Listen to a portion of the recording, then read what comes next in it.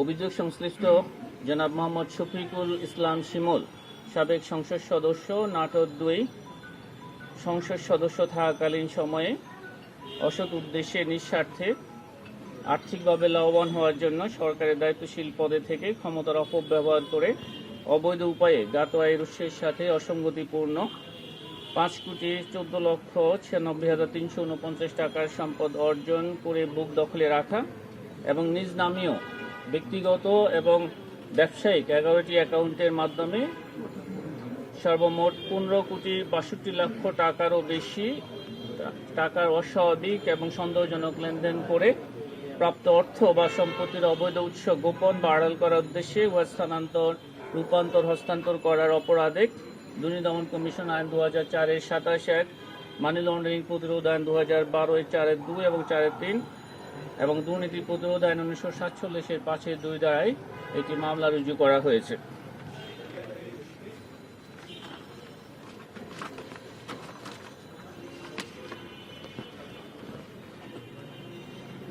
অভিযোগ সংশ্লিষ্ট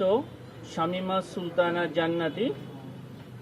স্বামী মোহাম্মদ শফিকুল ইসলাম শিমুল, সাবেক সংসদ সদস্য, নাটোর 2, অসৎ উদ্দেশ্যে নিঃস্বার্থে আর্থিকভাবে লাভবান হওয়ার জন্য তার স্বামীর ক্ষমতার অপব্যবহার করে অবৈধ উপায়ে জ্ঞাত আয়ের উৎসের সহিত অসঙ্গতিপূর্ণ 11,22,00,000 টাকারও বেশি মূল্যের সম্পদ অর্জন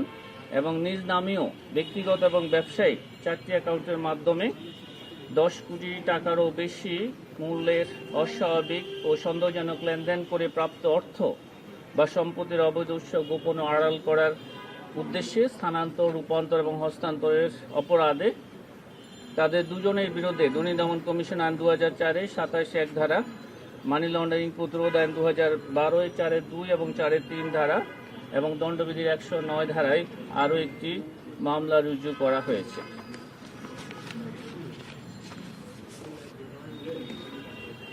এখানে একটু তথ্য আপনাদেরকে দিতে চাই।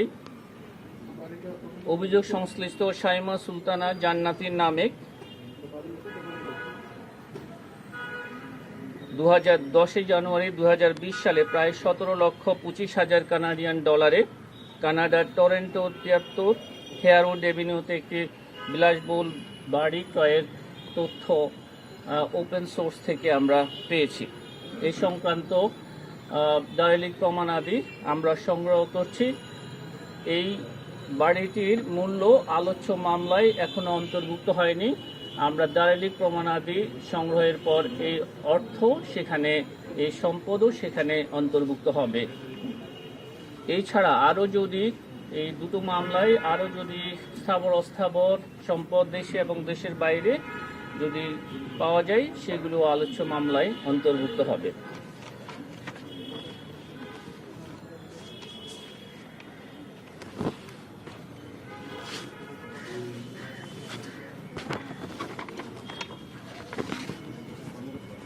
অভিযোগ সংশ্লিষ্ট মুস্তাফিজুর রহমান চৌধুরী, সাবেক সংসদ সদস্য,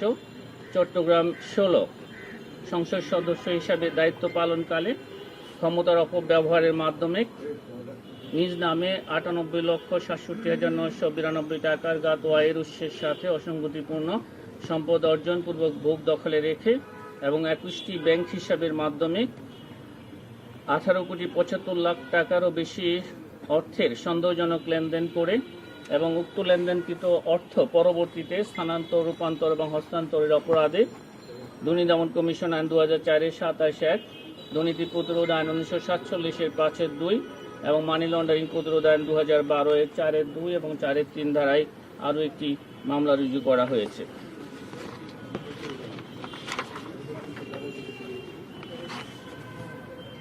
অভিযোগ সংশ্লিষ্ট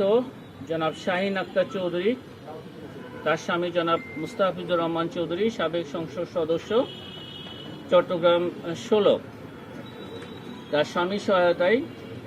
অসৎ উদ্দেশ্যে নিজ নামে 2,06,00,000 টাকারও বেশি মূল্যের জ্ঞাত আয়ের উৎস বহির্ভূত সম্পদ অর্জন পূর্বক বুক দখলে রেখে এবং 6টি ব্যাংক হিসাবের মাধ্যমে 3 কোটি টাকারও বেশি সন্দেহজনক লেনদেন এবং উক্ত লেনদেনকৃত অর্থ পরবর্তীতে স্থানান্তর, রূপান্তর এবং হস্তান্তরের অপরাধে দুর্নীতি দমন কমিশন আইন 2004-এর 27(1), দুর্নীতি প্রতিরোধ আইন 1947-এর 5(2) এবং দণ্ডবিধির 109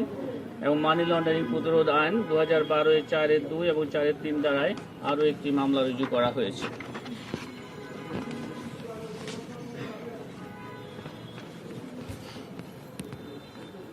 আপনারা জানেন ডক্টর মোহাম্মদ মতিউর রহমান, সাবেক সদস্য শুল্ক আবগারি, জাতীয় রাজস্ব বোর্ড, ঢাকা, এবং তার পরিবারের সদস্যদের বিরুদ্ধে জ্ঞাত আয়ের উৎস বহির্ভূত সম্পদ অর্জনের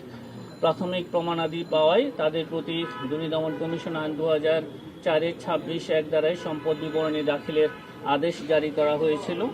উক্ত আদেশের প্রেক্ষিতে তার এবং তার পরিবারের সদস্যরা সম্পদ বিবরণী দাখিল করেছেন। উক্ত সম্পদ বিবরণী যাচাই শেষে প্রাপ্ত তথ্য অনুযায়ী জনাব লায়লা কানিজ, স্বামী মোহাম্মদ মতিউর রহমান ও জনাব মোহাম্মদ মতিউর রহমান, সাবেক সদস্য জাতীয় রাজস্ব বোর্ড, ঢাকা, দুর্নীতি দমন কমিশনে দাখিলকৃত সম্পদ বিবরণীতে অসৎ উদ্দেশ্যে মিথ্যা ও ভিত্তিহীন তথ্য প্রদান করে 1,53,63,690 টাকা মূল্যের সম্পদের তথ্য গোপন এবং অসাধু উপায়ে জ্ঞাত আয়ের উৎসের সাথে অসঙ্গতিপূর্ণ 13 কোটি টাকারও বেশি মূল্যের সম্পদের মালিকানা অর্জন এবং জনাব মোহাম্মদ মতিউর রহমান তার প্রথম স্ত্রী জনাব লায়লা কানিজকে অসাধু উপায়ে জ্ঞাত আয়ের উৎসের সহিত অসঙ্গতিপূর্ণ 13 কোটি টাকারও বেশি মূল্যের সম্পদ অর্জনের সহযোগিতার অপরাধে দুর্নীতি দমন কমিশন আইন 2004-এর 26(2), 27(1) এবং দুর্নীতি প্রতিরোধ আইন 1947-এর 5(2) এবং দণ্ডবিধির 109 দ্বারায় একটি মামলা রুজু করা হয়েছে। জনাব ফারজানা রহমান, ইপসিতা 117 মোনার্কি স্ট্রিট, দারিয়ন, L4M 082, কানাডা, পিতা মোহাম্মদ মতিউর রহমান, মাতা লায়লা কানিজ, দুর্নীতি দমন কমিশনে দাখিলকৃত সম্পদ বিবরণীতে মিথ্যা ও ভিত্তিহীন তথ্য প্রদান করে 2,45,00,000 টাকারও বেশি মূল্যের সম্পদের তথ্য গোপন এবং 53,41,00,000 টাকারও বেশি মূল্যের জ্ঞাত আয়ের উৎস বহির্ভূত সম্পদ অর্জন ও বুক দখলে রাখার অভিযোগে দুর্নীতি দমন কমিশন আইন 2004-এর 26(2), 27(1) এবং দণ্ডবিধির 109 দ্বারায় আরও একটি মামলা রুজু করা হয়েছে। জনাব আহমেদ তৌফিকুর রহমান অর্ণব, পিতা মোহাম্মদ মতিউর রহমান, মাতা লায়লা কানিজ, দুর্নীতি দমন কমিশনে দাখিলকৃত সম্পদ বিবরণীতে অসৎ উদ্দেশ্যে মিথ্যা ও ভিত্তিহীন তথ্য প্রদান করে 13,38,00,000 টাকারও বেশি মূল্যের সম্পদের তথ্য গোপন এবং অসাধু উপায়ে জ্ঞাত আয়ের উৎসের সহিত অসঙ্গতিপূর্ণ 42,52,00,000 টাকারও বেশি মূল্যের সম্পদের মালিকানা অর্জন এবং জনাব মোহাম্মদ মতিউর রহমান তার ছেলে জনাব আহমদ তৌফিকুর রহমান অর্ণবকে অসাধু উপায়ে জ্ঞাত আয়ের উৎসের সহিত অসঙ্গতিপূর্ণ উক্ত মূল্যের সম্পদ অর্জনে সহযোগিতা করার অপরাধে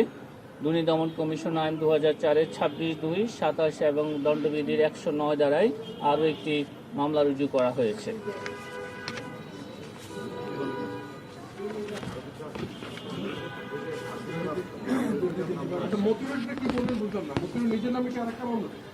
মতিউরের বিরুদ্ধে ইতিপূর্বে তো আমরা মামলা রুজু তথ্যাদি আপনাদেরকে পরিবেশনে, এটা হচ্ছে তার পরিবারের অন্যান্য সদস্যদের, তার প্রথম স্ত্রী, তার সন্তান, তার ছেলে এবং মেয়ের বিরুদ্ধে তারা যে সম্পদ বিবরণী দাখিল করেছেন, উক্ত সম্পদ বিবরণী যাচাই শেষে এই মামলাগুলো তার পরিবারের সদস্যদের বিরুদ্ধে করা হয়েছে। এগুলি দাখিলকৃত সম্পদ বিবরণীতে মিথ্যা তথ্য প্রদান এবং জ্ঞাত আয়ের উৎস বহির্ভূত সম্পদ অর্জনের অপরাধে জনাব মতিউর রহমান সহ তার পোষ্যদের বিরুদ্ধে এই মামলা করা হয়েছে। মতিউর রহমান সহ আছেন। আরও একটি তথ্য আপনাদের জ্ঞাতার্থে জানাতে চাই। আজকে একটি মামলা রুজু হয়েছে প্রতারণা ও জালিয়াতির অভিযোগে। একটি দুর্নীতি নিবারণ সংস্থা নামে একটি প্রতারক চক্র এখানে গড়ে উঠেছে। দুর্নীতি দমন কমিশনকে কেন্দ্র করে অনেকগুলো অসাধু চক্র এখানে রয়েছে। আপনারা জানেন, আমরা একাধিক বিজ্ঞপ্তি দিয়েছি পত্রিকাতে আপনাদের মাধ্যমে, তারপরেও অনেকগুলো এই ধরনের প্রতারণার ঘটনা ঘটেছে। তো আমরা আইনানুগ ব্যবস্থা ইতিপূর্বে নেওয়া হয়েছে প্রতারক চক্রের বিরুদ্ধে, আজও একটি মামলা রুজু হয়েছে। অভিযোগ সংশ্লিষ্ট জনাব মোহাম্মদ রায়হান ওরফে সৈয়দ রায়হান, সাইফুল ইসলাম পিতা অজ্ঞাত, সুলাইমান মুক্তি, সিয়াম মাহমুদ মুবারক, রনি আহমেদ পায়েল, মোহাম্মদ রফিকুল ইসলাম সম্রাট সহ অজ্ঞাত আরও 8 জন সরকারি কর্মচারী না হয়েও পরস্পর যোগসাজশে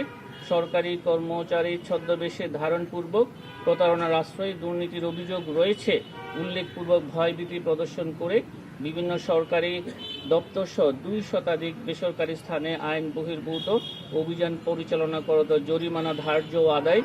চাঁদাবাজি, জোরপূর্বক মীমাংসার নামে অনৈতিক সুবিধা গ্রহণ এবং ডিজিটাল ডিভাইস ব্যবহার করে তা সামাজিক যোগাযোগ মাধ্যমে মিথ্যা ও বিকৃত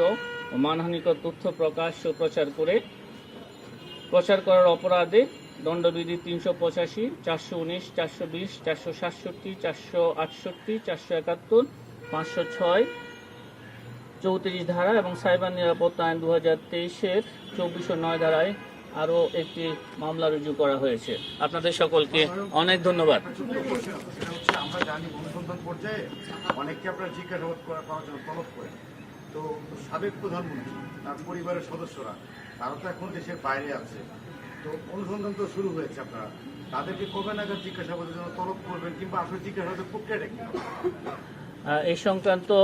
যে অনুসন্ধান দল গঠন করা হয়েছে তারা এই বিষয়ে দুর্নীতি দমন কমিশন আইন এবং বিধি অনুসরণ করে তাদেরকে জিজ্ঞাসাবাদের প্রয়োজনীয় ব্যবস্থা গ্রহণ করবেন। দেশের বাইরে এটা হচ্ছে আত্মপক্ষ সমর্থনের একটা সুযোগ।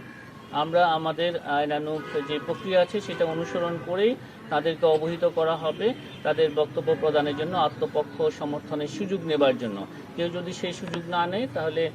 দুর্নীতি দমন কমিশন আইন অনুযায়ী পরবর্তী ব্যবস্থা গ্রহণ করবে। ধন্যবাদ। একটা প্রশ্ন তা হলো যে আমরা জানি যে দুদকের নামে প্রতারণার দায়ে 2 জনকে আটক করা হয়েছে, এদেরকে কি আপনারা থানায় দেবেন নাকি কোর্টে? এটা হচ্ছে যেই ধারায় মামলা রুজু হয়েছে এটা বাংলাদেশ পুলিশ এটা তদন্ত করে থাকে এবং তারাই এই বিষয়ে পরবর্তী ব্যবস্থা গ্রহণ করবে। যে 2 জনকে আটক করা হয়েছে তাদের নাম দিতে দিতে তাদের যে 2 জনকে